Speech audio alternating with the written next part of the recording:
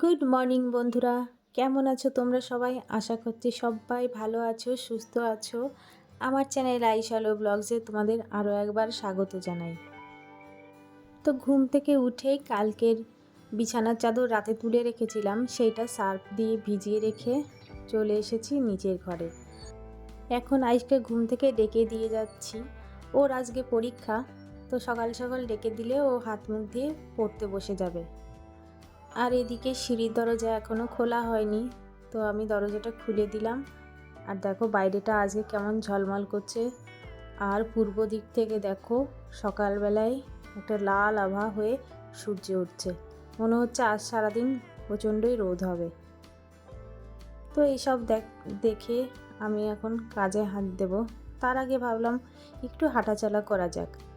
আজ থেকে আইসের পরীক্ষা শুরু হচ্ছে, তো আমি সকাল সকালে রান্না বান্না সেরে আবার ওকে স্কুলে নিয়ে যাব। তাই ভাবলাম আর আজকে মাঠের দিকে হাঁটতে যাব না, বাড়ির মধ্যে একটু হাঁটাচলা করে নিলেই অনেক কাজ হয়ে যাবে। আর আমাদের বাড়ির মধ্যে অনেকটা জায়গা, বাড়িটার ভেতর দিয়ে এ মাথা থেকে ও মাথা এক দুবার হেঁটে নিলেই অনেকটা এনার্জি চলে আসে। তো আমি সকালবেলায় বাড়ির মধ্যে দিয়ে হাঁটাচলা করছিলাম, আর বাড়ির মধ্যে 50 টাকা কুড়িয়ে পেলাম। টাকাটা সম্ভবত বড়মশাইয়েরই হবে, কারণ ওর পকেট থেকেই মাঝে মাঝে এরকম টাকা পড়ে যায় বাড়ির মধ্যে, আর পরে অবশ্য নিয়েও নেয়। তো আমার খুশি হওয়ার কোনো কারণ নেই, টাকাটা পরে নিয়েই নেবে। আর দেখো হাঁটতে হাঁটতে পিছনের গেট খোলা হয়নি, তো ভাবলাম পিছনের গেটটাও খুলে দিই, তারপরে কাজে হাত দিয়ে দেবো। তো আজ বেশি আর আমার সকালবেলায় তেমন কিছু কাজ নেই, কারণ পরীক্ষার জন্য আমি আগের দিন অনেকটা কাজ এগিয়ে রেখেছিলাম। আজ যা টুকিটাকি কাজ আছে সেগুলো করে নেব।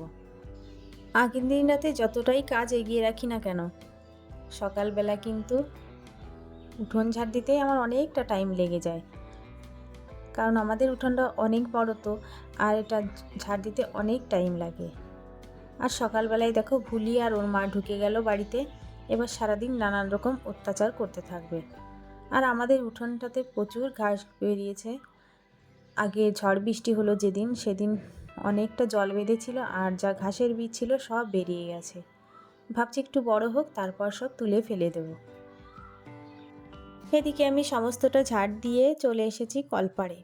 আর বাসি উঠোন যেহেতু ঝাড় দিয়েছি, তো ঝাঁটা ধুয়ে রাখছি, সাথে পাও ধুয়ে নিই, কারণ বাসায় উঠোন ঝাড় দিয়ে আমরা কোনো সময় ঝাঁটা না ধুয়ে রাখি না। তো এদিকে দেখো আমার কলপাড়ে যেসব থালা বাসন ভিজানো ছিল সেগুলো সমস্তটাই মাজা হয়ে গেছে, এবার ধুয়ে নিচ্ছি। আর যেহেতু এখন মোটর চালিয়েছি, তো এই পাইপ দিয়ে তুলসী মঞ্চটাও ভালো করে ধুয়ে নেব, তাহলে কাজের অনেকটা এগিয়ে যাবে।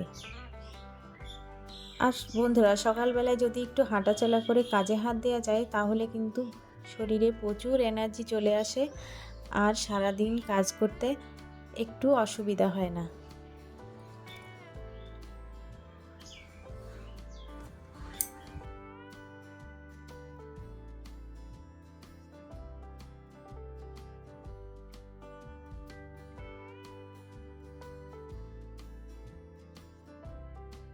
নিচের সমস্ত কাজ সেরে চলে এসেছি ওপরে, আর এখন বিছানার চাদরটা ভালো করে টান টান করে গুছিয়ে নেব।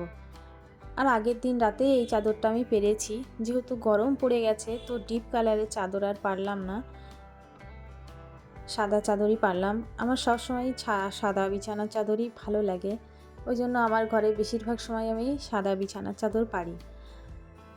ওদিকে পাশের ঘরে আয়ুষ সকাল সকালই পড়তে বসে গেছে, আর বারে বারে ডাকছে, কোথাও সমস্যা হলে গিয়ে গিয়ে বলে দিয়ে আসছি। তো আমি ওকে বললাম, তুই আপাতত নিজে যা পারছিস পড়, আমি যখন রান্নাঘরে যাব তুই আমার সাথে বইটা নিয়ে যাস। এদিকে দেখো জলের বোতলগুলো ভরে টেবিলের উপর রাখলাম, যার যার তখন প্রয়োজন হবে এখান থেকে জল নিয়ে নেবে। আর সকালবেলায় জল ভরে রাখলে কিন্তু সারাদিন আর কোনো উপরে জল নিয়ে আসতে হয় না, এখান থেকেই সবাই টুকটাক উপরে যখন থাকে জল খায়।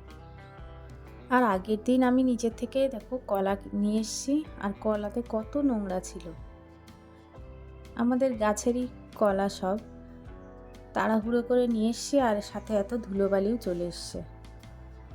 আর এই জায়গাটায় তো ধুলোবালি প্রচণ্ডই জমে। এখন ঝাড় দিয়ে মুছে রেখে যাই, দুপুরবেলায় আবার এই পরিমাণে ধুলো পড়ে যাবে। রাস্তার কাছে ঘর বাড়ি থাকলে যা হয় আর কি।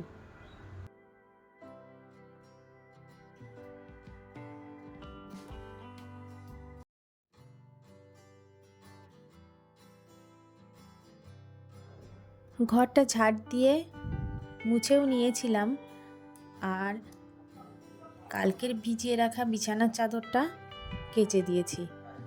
আর একবারে স্নান করে আসলাম, তাহলে আমার চুলটাও শুকিয়ে যাবে, আবার কাজটাও এগিয়ে থাকবে। যেহেতু বিছানার চাদর মাদর কেচে দিলাম, ভিজেও গিয়েছিলাম একটু, তাই জন্য ভাবলাম একবারে স্নান করে যাই। আর আমি বেশিরভাগ দিনই যেদিন ছেলেকে নিয়ে স্কুলে যাবার থাকে কিংবা সকালের দিকে কোথাও বেরোনোর থাকে, একবারে স্নান করে রান্নাঘরে যাই, তারপরে রান্না বান্না খাওয়া দাওয়া কমপ্লিট হয়ে গেলে চলে যাই। স্নান করার সময় হুটোপাটা আমার খুব একটা পছন্দ হয় না। দেখো, তোমাদের সাথে কথা বলতে বলতে আমার জামা কাপড় মেলা হয়ে গেছে, আর জল দিয়ে ব্যালকনিটা ধুয়েও দিয়েছি। আর সকাল থেকে টানা কাজ করার পরে হালকা খিদেও পেয়ে গেছিলো, তাই জন্য গ্লাসে করে একটা কলা দিয়ে সামান্য ছাতু জল দিয়ে গুলে খেয়ে নিচ্ছি। আমার যেহেতু সকালবেলা চায়ের নেশা নেই, তাই সকালবেলা প্রতিদিনই এরকম একটু ছাতু গুলে খেয়ে নিই। আর খালি পেটে আমার থাকা যেহেতু বারণ, তাই জন্য শর্টকাটে এই ছাতুটা গুলে খেয়ে নিই।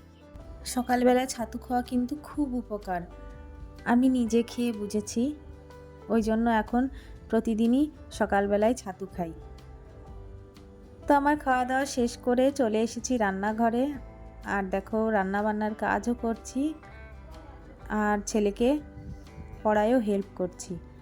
আর আজ রান্না হচ্ছে ডাল, মাছের তরকারি আর একটা আলু সিদ্ধ দিয়েছি, শর্টকাটে যা হয় আর কি। আর রান্না শেষ করে আমাদের খাওয়া দাওয়াও হয়ে গেছে। এখন বাবাকে খাবারটা দিয়ে রেডি হয়ে বেরিয়ে পড়ব স্কুলের উদ্দেশ্যে। আর আইস জলের বোতল ভুলে এসেছে, তো আমি জলের বোতলটা নিয়ে এসে ওর ব্যাগে দিয়ে দিচ্ছি। তারপর এখান থেকে মোটরসাইকেলে করে বেরিয়ে পড়ব। আর দেখো বন্ধুরা, আমরা বাসে উঠে পড়েছি। আর ছেলেকে নিয়ে যখনই স্কুলে যাই তখন পুরনো দিনের কথা মনে পড়ে যায়। আগে যখন আমরা স্কুল লাইফে স্কুলে যেতাম তখন এই বাসে করেই যেতাম, কিন্তু বাস প্রচণ্ড ভিড় থাকতো। বাসের গেটে বাদুড়ের মতো ঝুলতে ঝুলতে স্কুলে যেতাম। এখন আর বাসগুলোতে অত ভিড় হয় না, টোটো গাড়ি আসার পরে।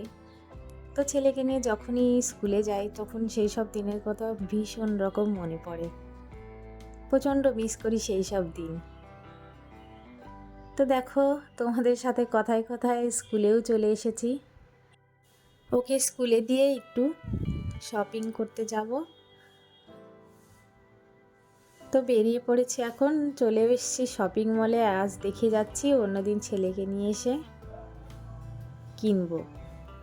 তো দেখো, বাজার ঘুরে এসে মাঠে বসে পড়েছি। আর এই মাঠটা কিন্তু প্রচণ্ড বড়। সব মায়েরা গাছতলায় ছাতা নিয়ে নিয়ে বসে আছে। আজকে প্রচণ্ড রোদ, কিন্তু গাছতলাতেও দেখো ছাতা না নিয়ে বসাই যাচ্ছে না। আর এই সমস্ত মাঠটা জুড়ে সবাই জায়গায় জায়গায় বসে আছে। অনেক স্মৃতি বিজড়িত এই মাঠটা।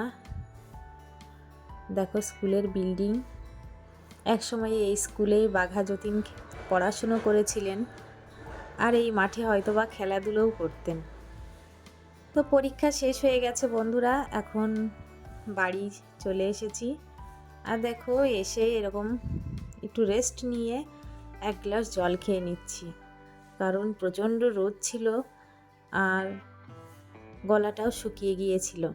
কিছুক্ষণ বসার পরে হাত মুখ ধুয়ে যে সমস্ত জামা কাপড় ছেড়ে রেখেছিলাম সেই সমস্তটাও ধুয়ে মেলে দিচ্ছি, কারণ গরমের দিনে তো একবার পরে সে জামা কাপড় তো আর পরা সম্ভব না। তাছাড়াও আমি যখনই বাইরে থেকে আসি খুলে রাখা জামা কাপড় সমস্তটাই আবার নতুন করে ধুয়ে দিই। আর জামা কাপড় মেলে দেওয়ার পরে সকালে যে সমস্ত জামা কাপড় মেলেছিলাম সব শুকিয়ে গেছে, এখন চেয়ারে রেখে দিচ্ছি, পরে ভাঁজ করে তুলে রাখবো। আর রোদ থেকে এসে আমার মুখে প্রচণ্ড জ্বালা পোড়া করছিল, তো একটু বেসন, কলা আর শশা কুচি করে মুখে লাগিয়ে নিয়েছিলাম। এবার মুখ ধুয়ে এসে একটু ক্রিম লাগিয়ে নিচ্ছি।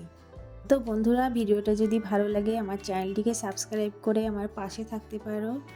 দেখা হয় পরবর্তী কোনো ভিডিওতে। টাটা।